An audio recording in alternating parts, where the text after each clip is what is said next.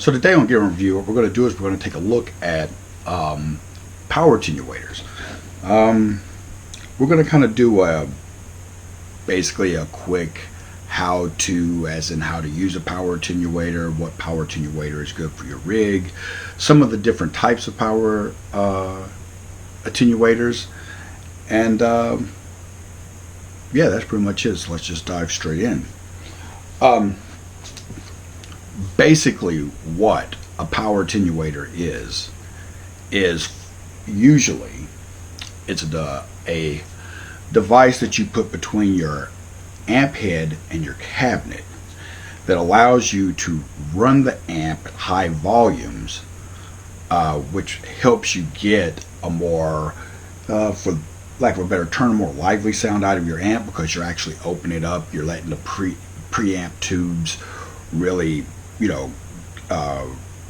really go closer to wide open. You're also allowing the power section to breathe, and you're allowing to get the harmonics and compression that gets added when the power tubes start to add a little bit of distortion to the signal. So, and these are things that you can't do at regular bedroom volumes. So the only way typically to get these sounds is to take an amplifier and crank it up, which is why your amp sounds so awesome at practice, and even in shows, but maybe doesn't sound quite as cool when you're in your bedroom trying to come up with that, next new riff. Especially if you're running 100 watt and 50 watt heads, because they are notoriously loud. And some amplifiers do the bedroom volume thing kind of well. When I say that, I don't mean that it sounds as good, but just that some amps' volume knobs are the sweep of the volume pot is so good that you have a lot of control over the volume. But some amplifiers, like this one here, is when you turn when you're trying to get that low late night practice volume, as you turn the volume knob up from 0, it's nothing, nothing, nothing, and then boom, it's on. And when it's on, it's already a little too loud for late night practice. So the attenuators work really well in those instances for getting volume levels down. They also work, depending on the type of attenuator, they work very well for recording situations as well. So anyway, we'll talk about a couple of the different types. The first one I have here, I want to go on the record as saying is, although it is marketed as an attenuator, I don't consider this I don't consider this an attenuator. But this is the JHS little black amp box. Side note, I love JHS pedals. I feel that this is like the worst name ever, only because every time that I've ever went to go say the name of this pedal, I always wind up having to read it, because I can never get it right. But it's the little black amp box. Now, the reason I don't consider this an attenuator is because this does not, repeat, does not go between the amp and the speaker cabinet. What this does is this plugs into your effects loop. And then basically what it is basically adding a second master volume after the preamp section, but before the power amp section. And this allows you to crank the preamp and then dial back the volume here. Now, that works really great. I tried it. It actually does a really good job. But the difference is you're still not going to get the you're not going to be able to introduce power amp distortion and compression to the signal, because you're not running the power amp section wide open. You're not running it loud enough for that. What you are doing is you're just pumping the preamp section and then turning the preamp section down using this. Now, these things are fairly cheap. This is about $45. And the sweep of this, the potentiometer, however it's designed, is very good. So you can crank your amp and get that whisper, what I call the whisper practice volume. But if you're trying to get the sound of an absolutely cranked amp, this will not be the way to go, because this is not going to allow you to get the power amp section cooking with everything else. Now, like I said, it is very important to remember or note that this does not go between the amp and the speaker cabinet. This goes into the effects loop. When you're talking about plugging an amp into a device and then a device into your speaker cabinet, you're talking about using something that has a load, meaning that it convinces the amplifier that it is plugged into a speaker. And you ask, why is that important? Well, you cannot run a tube amplifier without it being plugged into a speaker cabinet.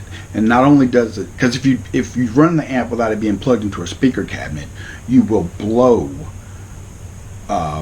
your output transformer, which is not a cheap repair, and you run the risk of damaging other things inside the amp as well.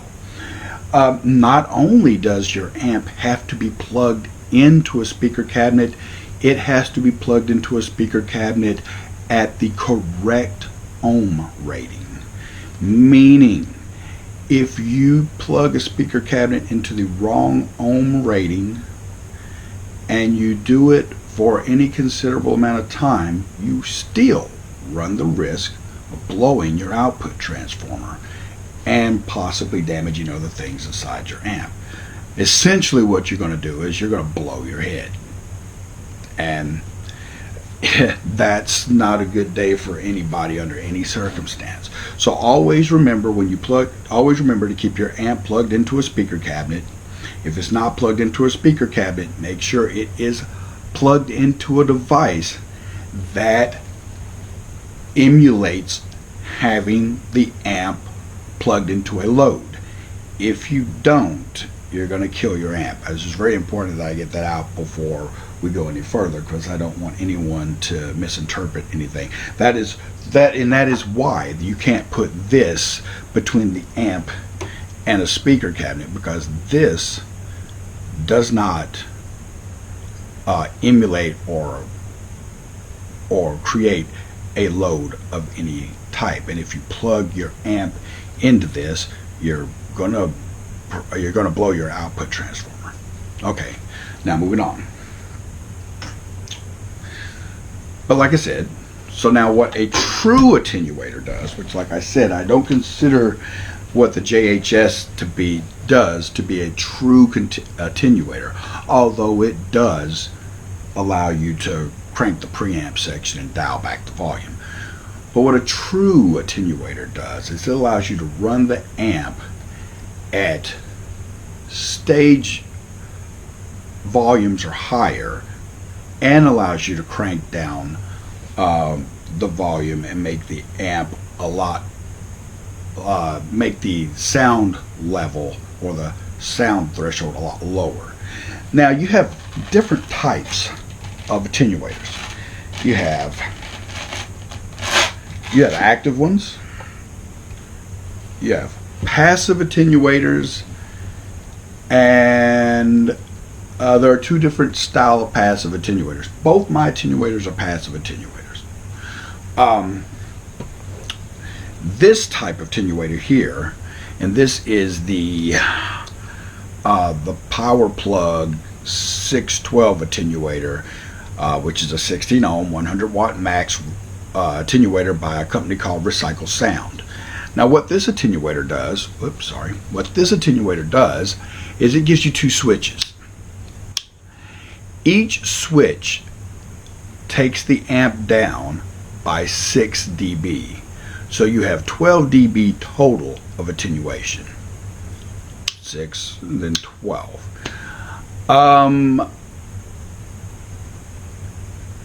That it works very well, but now here's what this doesn't do.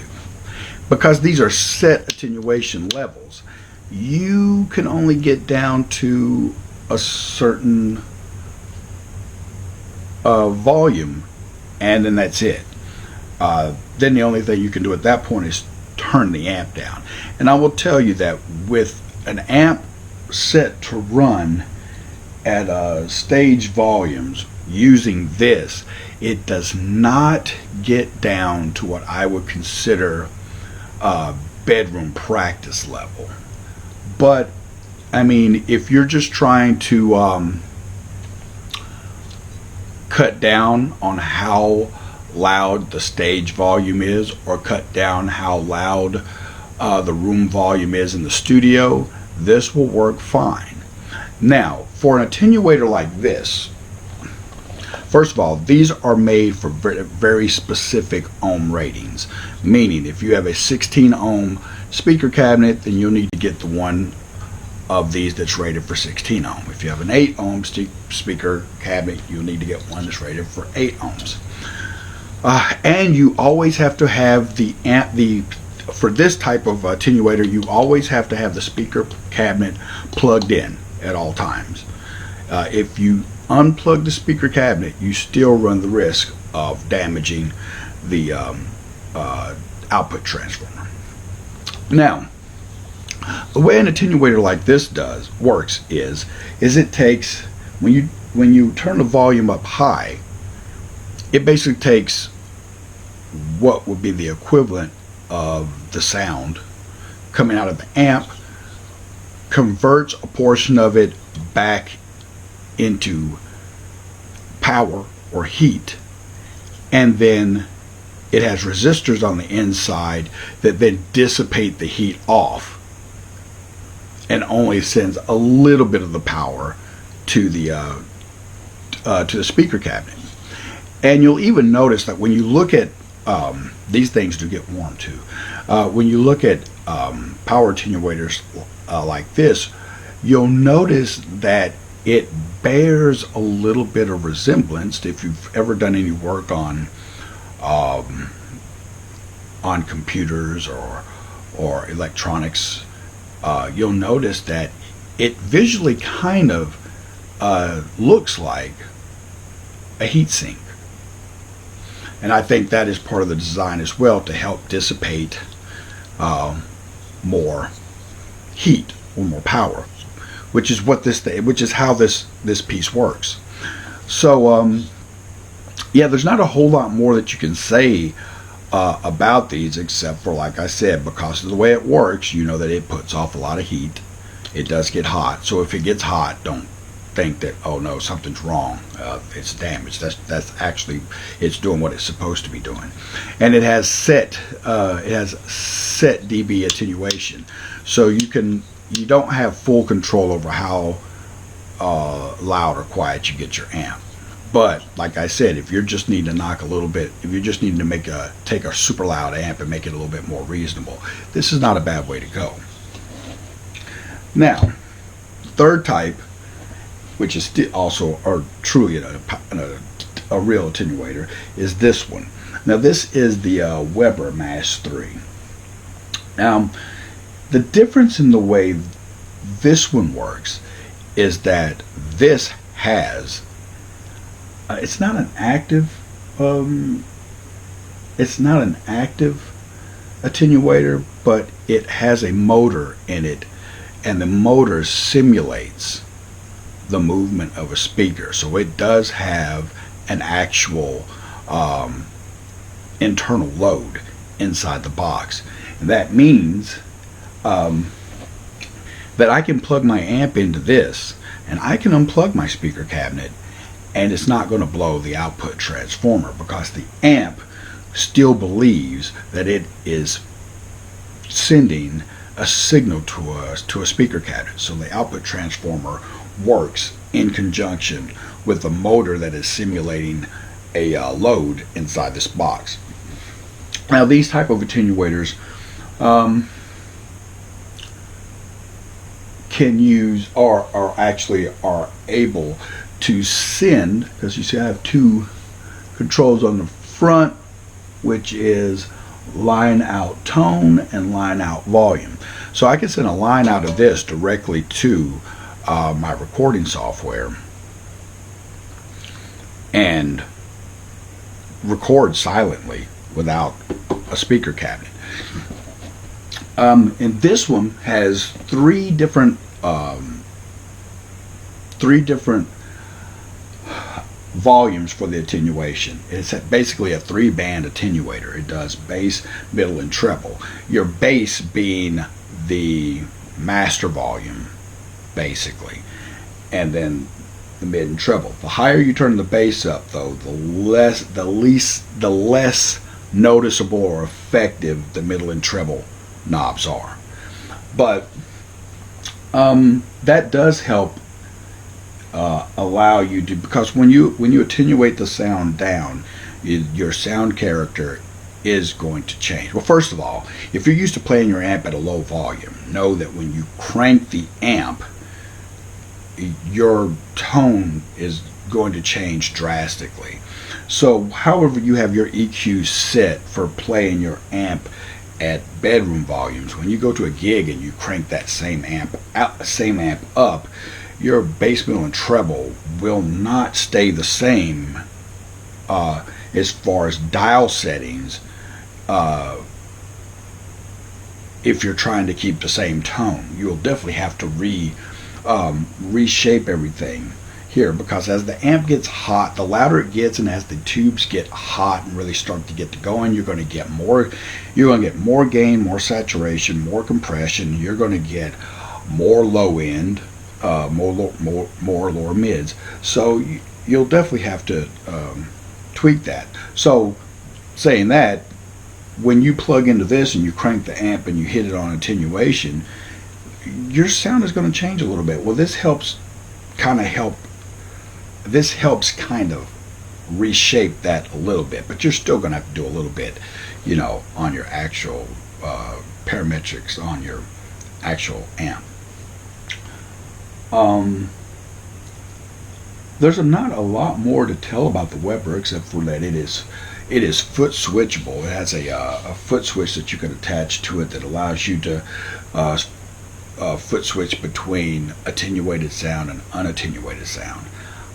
I am not really convinced of how useful of a function that is, because in most situations you either need attenuation or you don't need attenuation.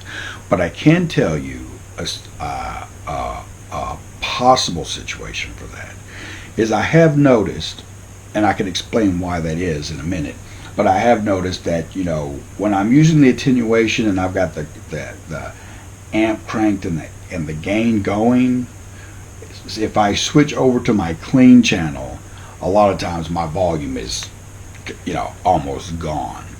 Now here's the reason behind that, which that is a reason why the foot switch would be usable, because once you click over to the clean channel, you might need to turn the attenuation off so that the clean volume will be loud enough.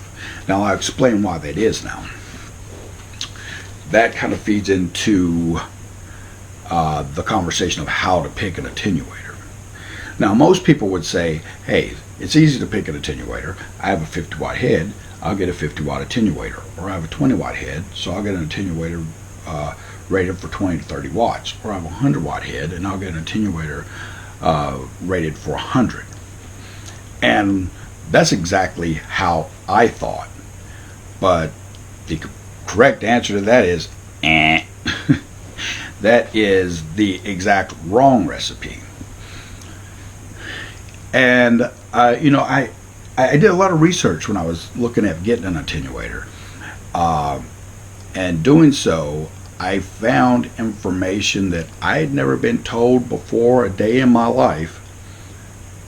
And I only ever found it on the web pages of companies that make and sell attenuators. I've never read it on any of the amp websites. But the truth is, your amplifier's RMS rating is rated at, your amp's RMS rating, meaning whether you have a 20, 30, 100 watt amp, that rating is for the clean channel. That's what they use to rate the RMS rating of your amp. Now, the problem with that is that once you crank up the gain channel and you turn the gain all the way up and you turn the level and you turn the volume up as well, the wattage of your amp increases by as much as 50%. So that means that if you run a 50 watt amp on the distortion channel wide open, it is running at 100 watts.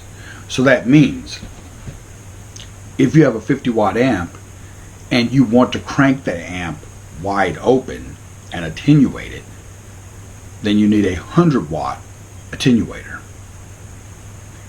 If you have a 100 watt head and you want to run it wide open and then attenuate it down, you need a 200 watt power attenuator. 60 watt amps, 120 watt power attenuator. Kind of see where this is going. So, lost my train of thought.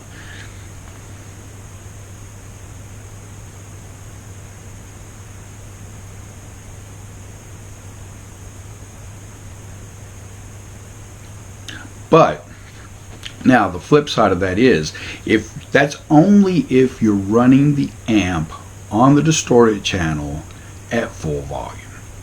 Now, if you're only going to run the amp at stage volume, meaning you're only going to turn the volume on the drive channel up to maybe 3 or 4, at most halfway.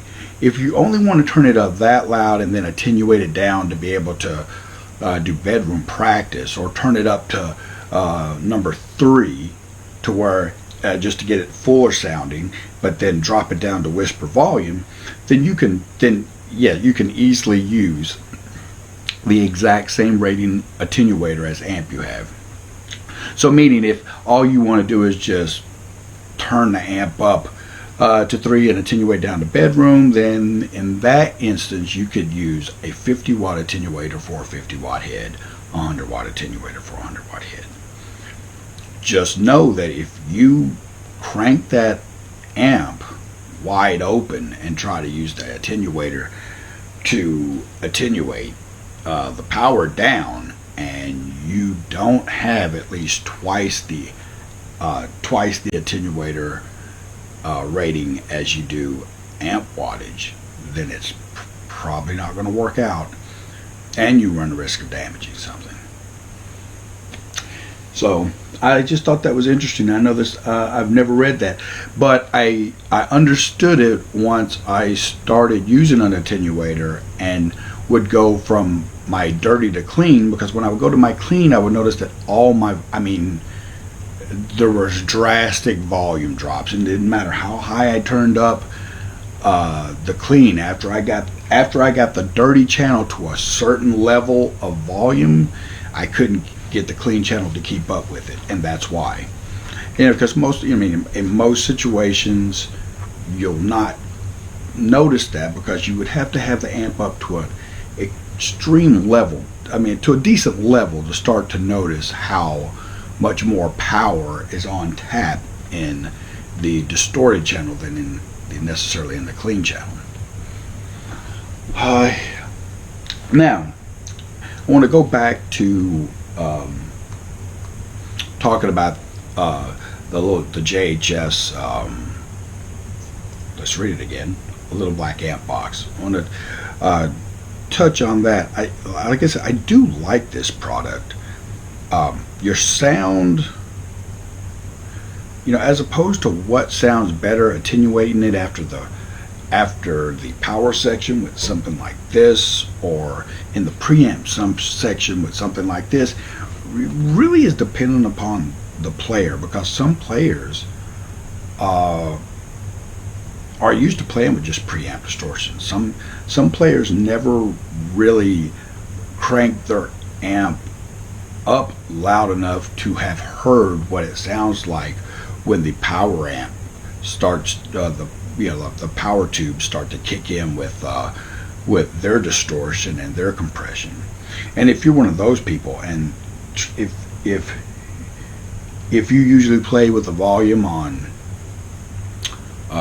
2 or 3, not o'clock, but number settings on the dial, if you normally don't get the volume up past 2 or 3, you've never gotten preamp distortion anyway. If you're not getting the volume up past halfway, you're not getting power amp distortion. You're just playing with preamp distortion.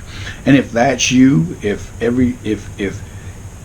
the sound you're used to and the sound you like is your volume on 2 or 3 or maybe even 12 halfway up, then this right here will work just fine for you. You can just put this in your effects loop. Now, this is in no way a bag on JHS, but there are other things you can put in the effects loop that will do the exact same thing. They won't be as cheap as this. They won't be $45. You can use a volume pedal in the effects loop. It'll do the same thing. You can use a 10-band EQ with a level on it, and it'll do the same thing. Let's see, volume pedal, EQ pedal. I guess that's about the two best other options I can think of, and I've tried them both, and they work equally as well. So that needs to be. That's a good product for that. Now, if you are one of those people who is one of those old school amp players, and you know that your amp doesn't really start to cook till you get the volume up to around about 7 or 8. That's numbers on the dial, not o'clock. You get it up to 7 or 8, then yeah, you do know what it sounds like when you get power tube distortion and compression. And you will hate this because you won't get that using this. You will have to use something like this, or like the or something like like the other one I showed you, because it's the only way that you're going to be able to get the amount of power into the power, to the power section, and it's the only way you're going to get the sag and the added distortion, compression, and bass from the amp, which is what happens when the power section of the amp is allowed to open up and really work. So when you got your volume on 2 or 3, you're not working your power section. And that's why I keep trying to tell people, look, if you're one of the type of people, when you play a gig, your amp, every time you play a gig, your volume's on 3, even 3 or 4, and that's as high as you're turning it, you are wasting your money and your time using a 100-watt head. Unless, of course, you're going to get an attenuator, crank the amp, and then bring the volume down to that level. Then it makes sense to have a 100-watt head. But for the most part, if you're playing gigs without doing that, and you're just turning up to 3 and 4, you're wasting your money buying a 100-watt head. You should be probably playing a 20 to 30-watt head, because that 20 watt head will allow you to turn that volume knob up. That volume knob needs to get up past 12 o'clock in order to start really pushing the power section. If you're not doing that, you're not getting the sweet spot of that amp. That amp is not really showing you what it really can do. It's like driving a sports car, but you never get on the highway or anything, and you're just driving around town at like 45 miles an hour. You're never getting a feel for what that sports car will really do. You know, you're not really gunning it and really seeing how much power is in each section of RPMs between shifts. You're not getting that. And that's the same thing to be said for an amp. If you're not turning that volume up past a certain level, you're never hearing how glorious that amplifier can actually sound. All you're hearing is what the preamp section of the amp can do. So anyway, I won't draw this out any further. There's not really a whole lot more to say about power attenuators. But of course, if you have any more questions or anything about the power attenuator that you're curious about that I didn't touch on, or if there's something about power attenuators that I completely missed, definitely drop those comments in the comment section below, and let me know. And if you don't want to put in the comment section below, you can always email me at GillenH2O Gear and Review at gmail.com, and I can get it there. Yeah, and as always, man, I mean, you guys can follow what I'm doing on Instagram, or check me out on Facebook, and I guess, you know, like, share, and subscribe. Anyway, this has been GillenH2O. This has been Gear Review, and this review has been basically just a little information about power attenuators. Later.